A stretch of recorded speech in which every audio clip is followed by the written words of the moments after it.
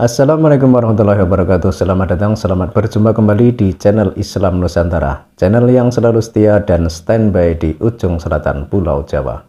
Beberapa hari yang lalu beredar video dari salah seorang Habib di Indonesia, yakni Habib Hussein Ba'aqil. Beliau mengatakan kondisi yang saat ini sedang ramai terjadi di Indonesia, di mana kata Habib malah menjadi bahan ejekan, bahkan tak sedikit juga yang menjelek-jelekan. Intinya, nama Habib di Indonesia tercemar oleh perilaku segelintir oknum Habib yang sering bikin resah di negeri ini. Dan dalam video itu, Habib Hussein Ba'aqil, entah inisiatif pribadi atau sebagai perwakilan seluruh Habib yang ada di Indonesia, menyatakan permohonan maaf bahwa yang salah adalah para habaib, bukan orang-orang yang mengecam habaib tersebut.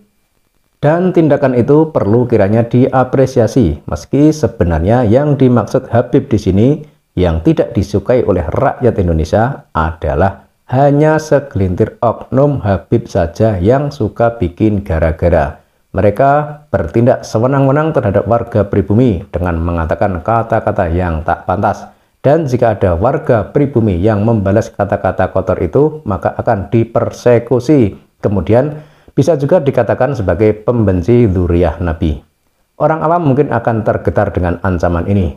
Namun makin ke sini, oknum Habib itu, sebut saja Bahar bin Smith, malah makin bertindak tidak karuan. Di saat rakyat Indonesia mempertanyakan keaslian nasabnya, benarkah Bahar bin Smith itu keturunan Nabi, ia malah makin jumawa. Bahkan dalam salah satu video mengatakan kalau keturunan Wali Songo di Nusantara ini sudah tidak ada, sudah putus. Ini tentu saja sangat melukai perasaan rakyat Indonesia, terutama mereka para keturunan Wali Songo dan tentunya juga para murid dari keturunan Wali Songo. Hal ini sudah keterlaluan dan kelihatannya memang berusaha untuk memelencengkan sejarah, seolah-olah berusaha menghapus jejak Wali Songo di bumi pertiwi ini. Hal itulah yang akhir-akhir ini membuat warga negara Indonesia, khususnya orang-orang pribumi, menjadi geram. Bahar bin Smith seolah-olah merasa paling suci, merasa paling benar, dan merasa paling Habib sendiri. Merasa seolah ia sendiri keturunan Kanjeng Nabi yang ada di Nusantara ini. Tapi, benarkah klaim itu? Rakyat Indonesia yang kali ini diwakili oleh Kiai Imaduddin Utsmani dari Banten meminta mereka yang mengaku keturunan Nabi untuk melakukan tes DNA. Ingin membuktikan benarkah Bahar bin Smith dan Habib-Habib lain yang congkak itu benar-benar keturunan Nabi. Lagi-lagi Bahar bin Smith memberi jawaban yang memicu reaksi baru bagi rakyat Indonesia. Dalam videonya ia mengatakan kalau mau tes DNA ia siap, namun syaratnya ada dua, dan salah satunya adalah membongkar makam Nabi untuk diambil sampel kemudian dicocokkan dengan oknum Habib yang bersangkutan. Ini kan jawaban yang bisa memicu kemarahan seluruh umat muslim seluruh dunia. Syaratnya kok minta membongkar makam Nabi?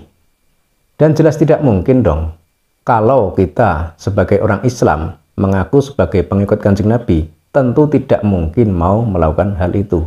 Bahkan terbersit keinginan untuk membongkar makam Nabi, itu sudah keinginan jahat yang tak pantas dan tak layak dimiliki oleh seorang yang mengaku orang Islam. Lah ini Bahar bin Smith mengaku cucu Nabi, tapi ketika diminta tes DNA untuk membuktikan kebenaran itu, ia malah mengajukan syarat, yakni membongkar makam Nabi. Naudzubillah min dzalik.